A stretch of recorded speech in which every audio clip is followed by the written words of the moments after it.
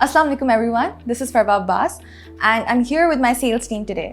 आज हम लोग sales picks of the week के बारे में बात करेंगे। तो mister Faizan, could you just tell us कि लास्ट वीक हमारी मार्केट परफॉर्मेंस किस तरह रही और किन चीज़ों ने मार्केट सेंटिमेंट्स को ड्राइव किया?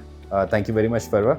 लास्ट वीक मार्केट में एक शॉर्ट वीक था। मार्केट सिर्फ 3 दिन के लिए खुली थी, जिसमें मंडे और ट्यूसडे मार्केट ऑपरेशनल थी। उसके बाद जो है वो वेडनेसडे और थर्सडे आशूरे की छुट्टियों की वजह से मार्केट ऑफ थी और फिर फ्राइडे का एक दिन था जिसमें मार्केट खुली थी। एक शॉर्ट वीक मार्केट में हमने देखा। लास्ट वीक में सबसे ज़्यादा जिस चीज़ की बात हुई last week, that was Afghanistan में तालिबान का टेक ओवर। उसकी वजह से इनिशियली लोगों को काफ़ी ज़्यादा कंसर्न्स थे कि अफ़गानिस्तान में ये जो तालिबान ने टेक ओवर किया है उसके इम्प्लीकेशंस पाकिस्तान के ऊपर क्या होंगे। ऑल्दो हमें लगता है कि ये बहुत ही अर्ली स्टेज है ये असेस करने के लिए कि पाकिस्तान के ऊपर एग्जैक्ट इम्प्लीकेशंस क्या होंगे। बट जब तक ये वीक ख़त्म हुआ उस वक्त तक लोगों को काफ़ी कंफर्ट आ गया था।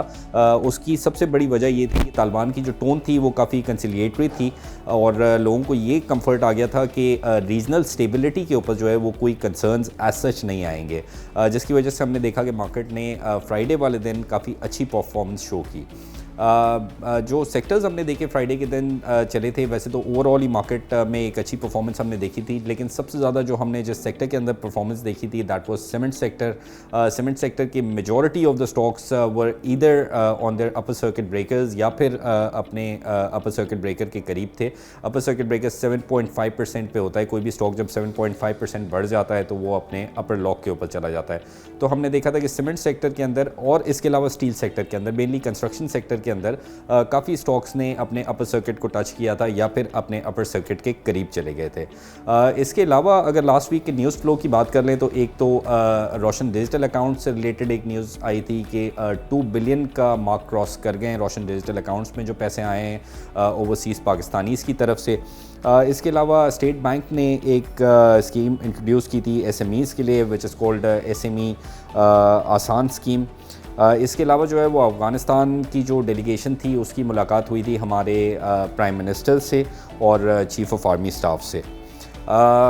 इसके अलावा जो हमने रिपोर्ट अपनी पब्लिश की KSB sales picks of the week, इसमें हमने कुछ स्टॉक्स को आइडेंटिफाई किया जो कि हमें लगते हैं कि मार्केट में यहाँ से परफॉर्म कर सकते हैं। और अब मेरी टीम में से समी और फ़हीम जो है वो आपको बताएंगे कि उनमें हमने क्या क्या स्टॉक्स को आइडेंटिफाई किया है। Thank you mister Faizan. पहला स्टॉक जो हमने आइडेंटिफाई किया था वो था DG खान सीमेंट, जिसमें हमने फ्राइडे को मूवमेंट देखी थी जो अपर सर्किट बंद हुआ था। और सबसे पहले इसमें हम ये देख रहे हैं जो कंटिन्यूसली लो इंटरेस्ट रेट चल रहे हैं, ठीक है। और सेकेंडली ये इसकी day by day quarter and quarter इसकी हम अर्निंग इम्प्रूव होती हुई नज़र आ रही है। और सेकेंडली इसकी डिमांड कंटिन्यूसली राइजिंग हो रही है। तो इसकी वजह से एक तो हमें ये स्टॉक बेहतर लग रहा है और ये मिड टर्म के लिए स्टॉक हमें बहुत बेहतर लग रहा है। ये नीचे इस वजह से आ रहा है कि कोल प्राइस कंटिन्यूसली अपसाइड जा रही है। शॉर्ट टर्म के लिए इसको हम शायद हम इसको पिक ना करें, पर मिड टर्म के लिए इसको ज़रूर रखा जा सकता है, क्योंकि आगे जाके कोल प्राइस जब नीचे आएंगी तो इसकी जो मार्जिन्स हैं वो कंटिन्यूसली हाई होते हुए पूरे सीमेंट सेक्टर के हाई होते हुए नज़र आएंगे। ओवरऑल पूरे कंस्ट्रक्शन एक्टिविटी के जो मार्जिन्स हैं वो इम्प्रूव होते हुए नज़र आएंगे। और ये जो सेक्टर आपका सीमेंट सेक्टर है जो है वो 10.25 के मल्टीपल पर तकरीबन चल रहा है और DG खान जो है अभी 7.25 के मल्टीपल पर ट्रेड हो रहा है। और मज़ीद कंटिन्यू जो है ना फ़हीम रज़ा साहब करेंगे। Thank you Sami. Second pick of the week जो है वो भी हमारी सीमेंट सेक्टर से ही है, मैपल लीफ सीमेंट।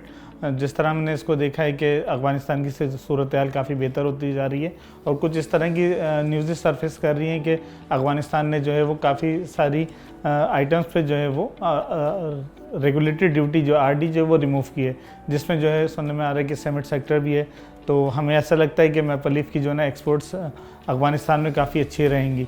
और अगर हम इसको फंडामेंटली पे देखें तो लास्ट ईयर से काफ़ी अच्छी अर्निंग्स रही हैं इसकी, 3.49 जो इसने अर्निंग शो की हैं। और अगर हम स्टैंड अलोन देखें इसकी अर्निंग तो 5.7 रही है, जो कि आगे चलते हुए हमें मज़ीद बेहतर होती हुई लग रही है। अच्छा, अगर हम देखें सेक्टर वाइज तो तकरीबन 10.3 के मल्टीपल पे सेक्टर मूव कर रहा है सीमेंट सेक्टर और तकरीबन 7 के फॉरवर्डेड अर्निंग्स को फोकस करते हुए 7 के मल्टीपल पे मैपल लीफ अभी चल रहा है। इसके साथ साथ जो है हमारे रिसर्च टीम ने जो इस पे टारगेट प्राइस दी थी इसकी वो 75 रुपये पे दी थी और करंट प्राइस से हमें यहाँ से अभी भी इसके अंदर 65% की अपसाइड लगती है। तो मेरे जहाँ तक ख्याल है इसको पोर्टफोलियो में रखना चाहिए। आगे कोल प्राइसेस का जो प्रेशर है वो भी इंशाल्लाह हमें लगता है कि आगे चल के जो ना कोल प्राइसेस भी नीचे आएंगे ज़रूर। Thank you so much. I am glad कि अफ़गान सिचुएशन जो हमें अनसर्टेन इतनी लग रही थी उसका कोई नेगेटिव इम्पैक्ट नहीं हुआ हमारी मार्केट पे। इसी के साथ इजाज़त लेते हैं। इंशाल्लाह नेक्स्ट वीक हम फिर से आपसे मिलेंगे। तब तक के लिए अपना ख्याल रखिए। अल्लाह हाफ़िज़।